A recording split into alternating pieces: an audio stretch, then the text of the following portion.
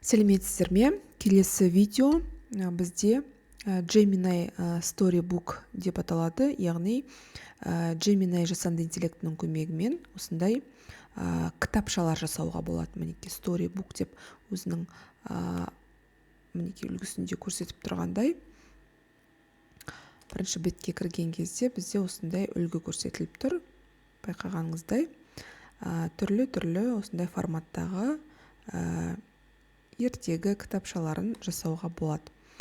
Енді ең алдымен бұл сілтемеге кіру үшін әрине Google-ға Gemini Storybook деп жазасыздар іздеу жолағына, одан кейін ары қарай уже біз Gemini-ді іздеп жатқан болғанбыз. Camtasia емес, Gemini Storybooks деп іздейміз, мінекей сілтемені басамыз. Және де мына жерде орысша ғып, қазақша ғып ауыстырып алсаңыздар болады. Начни свою историю, яғни старт батырмасын басып, ары қарай осы өзіміздің Google аккаунтымыз арқылы тіркеліп ала аламыз.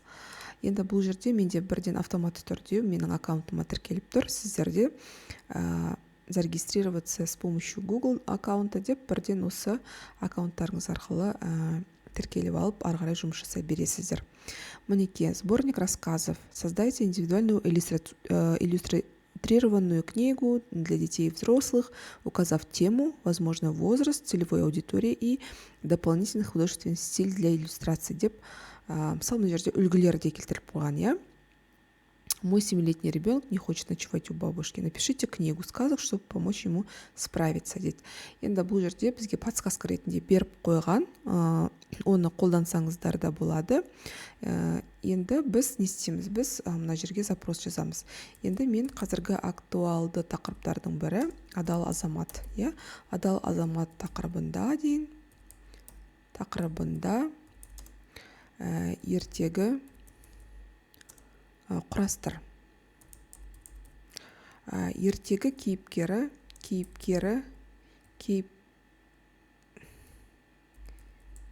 негізгі кейіпкердің аты дейік. Аты азамат болсын.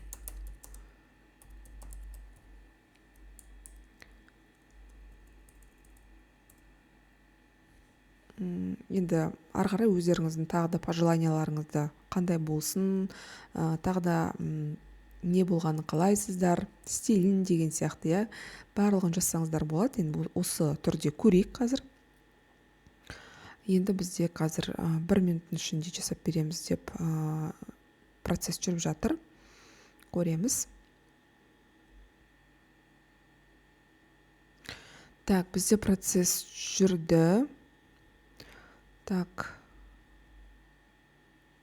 Енді мына жерде бізде суретіміз дұрыс шықпай қалды, Мінекей осындай қателіктерді көріп тұрмыз.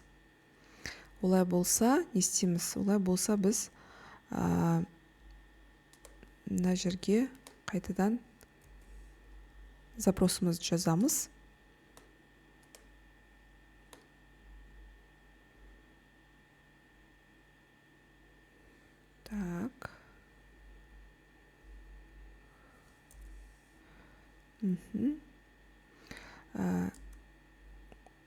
Ертегіні суреттерімен қайта құрастыр.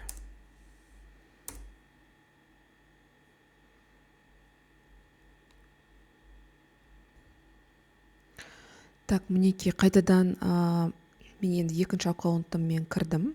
Екінші аккаунтыммен кіріп, қайтадан запрос жаздым. Используй стиль казахский стиль. Рет қайталып кетті. Напиши книгу на тему адал азамат деп. И менде осындай кітапша жазылды. Адал азамат. Мына жерде автордың, кімнің аккаунты соған байланысты.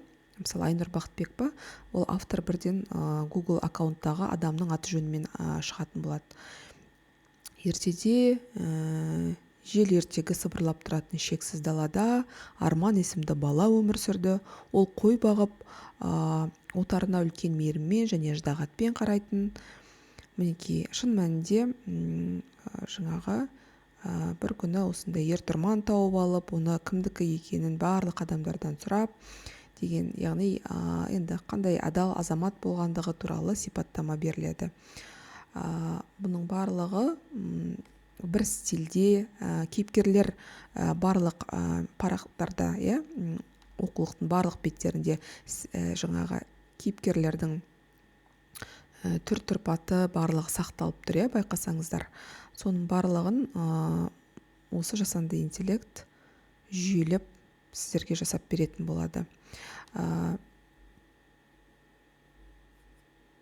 Так, енді бұл жерде тағы не айтып кету керек? Бұл жерде айта кететін жағдай, енді арасында қазақ тілінен қандай да бір синтаксистік грамматикалық қателер кетуі мүмкін.